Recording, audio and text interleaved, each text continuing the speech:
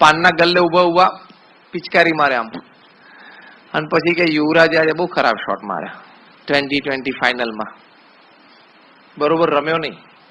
બોલ outside the of stump જતો હતો અને આઉટ સ્વિંગ થતો હતો, અને ત્યાં બહાર જવાની શું જરૂર હતી, પછી તો પાછળ પકડાઈ જ જાય ને. હવે એટલી આપણને સમજણ પડે છે તેને નહીં પડતી હોય.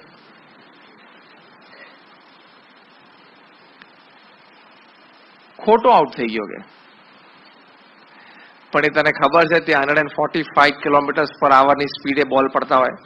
95 to 98 માઇલ્સ પર આવર, શોએબ અખ્તરના, એલન ડોનાલ્ડના, અને એ પાછો ટપ્પી પણ 2 ફૂટ કટ થાય, સ્વિંગ થાય.